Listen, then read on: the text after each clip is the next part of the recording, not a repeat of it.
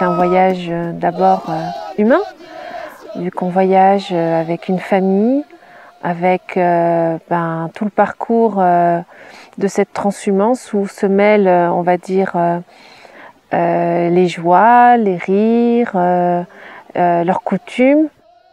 Et au-delà de cette rencontre humaine, c'est surtout un voyage hors du temps. Hors du temps parce que ces montagnes ont le charme du monde oriental. Tout est en courbe, tout est en rondeur, tout est en douceur. Je me souviens encore d'un ciel étoilé lorsqu'on était à 3200 mètres d'altitude.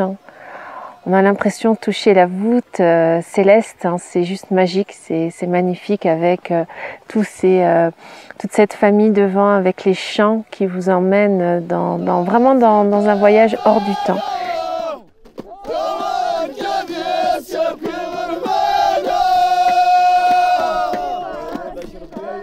J'ai eu l'occasion, durant quelques jours, de suivre les bergères dans leur travail, dans le terrain, sur des pentes escarpées, dans des montées, des descentes, d'un exercice que j'aime bien faire, mais qui est pénible auprès de ces femmes. Et on a en particulier eu la possibilité de prendre le thé avec elles sur des pentes, qui sont des moments tout simplement extraordinaires, où je dirais en fait on a bien rigolé. Des rapports qui sont finalement extrêmement chaleureux.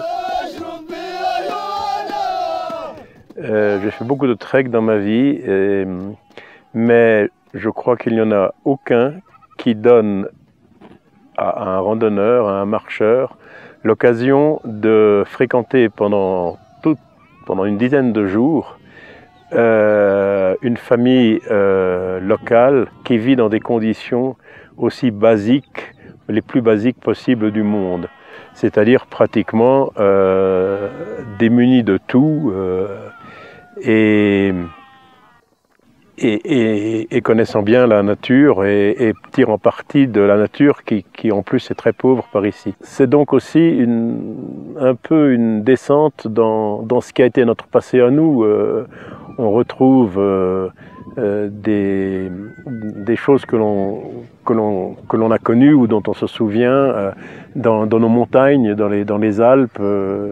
Il y a aussi de la transhumance, il y a aussi cette vie au contact quotidien avec les animaux.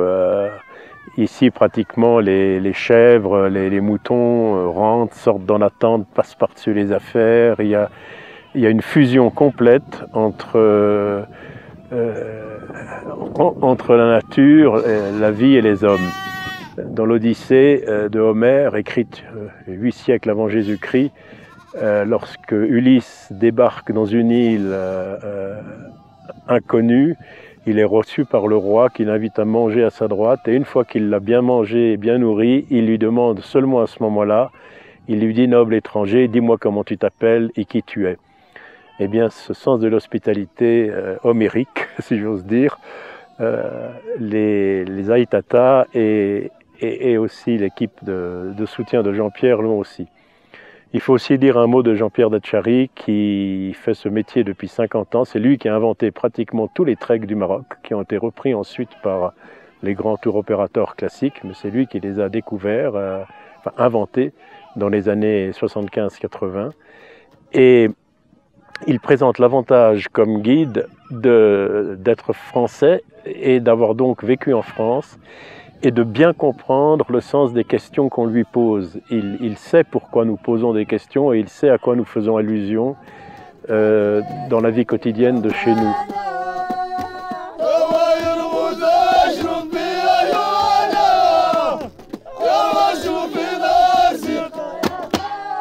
C'est un des énormes avantages d'avoir des gens très compétents. Jean-Pierre m'a proposé, on va faire en plus l'étape est courte, une randonnée supplémentaire. Et puis on est parti pour monter d'abord sur un petit sommet, puis après il y avait la bosse suivante, et puis après il y a une arête, et puis finalement on a fait la traversée de la Zourki, qui est une traversée qui, je dois dire, m'a beaucoup plu. j'ai eu beaucoup de plaisir, hein, j'ai fait de la montagne, j'ai retrouvé l'ambiance qu'on trouve dans les courses dans les Alpes, dans un contexte différent. Ça a été pour moi une grande journée, avec une partie aventureuse. On a fini à la lampe frontale, j'ai vraiment beaucoup apprécié. Ça a été une super journée.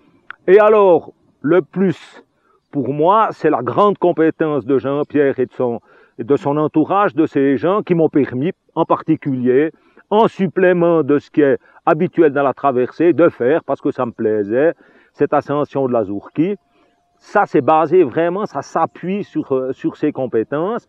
Et j'ajouterais que ces grandes compétences, ces connaissances profondes du terrain sont aussi une assurance pour quelqu'un comme moi, qui est plutôt jeune, hein, moi je suis retraité.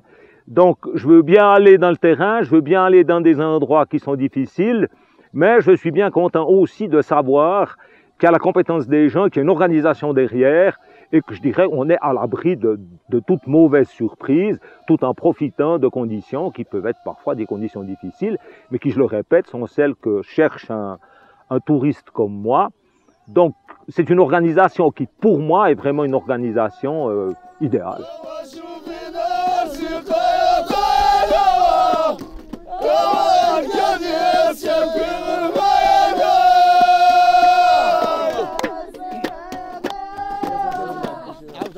Il y a actuellement peut-être, je crois, 12 ou 13 familles qui font la transhumance. Donc c'est vrai que j'ai vécu un moment rare, parce que peut-être d'ici plusieurs années, peut-être que toute cette tradition va disparaître. Et d'être encore au cœur de cet héritage est fort. Et je dirais que ce qui est aussi touchant et bouleversant, c'est qu'il y a une solidarité qui est vraiment présente. Cette solidarité dans les moments les plus difficiles. Et puis, même lorsque les moments ne sont pas difficiles, il y a une solidarité, une générosité d'âme et de cœur, et qui, moi, me touche énormément. Et surtout, dans cette société où on vit, où toutes ces valeurs, parfois, au quotidien, soit on les oublie, soit on les met de côté, soit elles ne font pas partie de notre quotidien, pour beaucoup. Et c'est un rappel à tout ça, et c'est peut-être un voyageur du temps, mais c'est aussi un voyage dans le temps qui nous ramène à tous ces beaux moments de la vie. On dit souvent que voyager, c'est aussi se découvrir. Et je trouve que la rencontre avec les nomades vous permet ce temps d'être avec vous-même. Et c'est encore mieux qu'un ciel étoilé.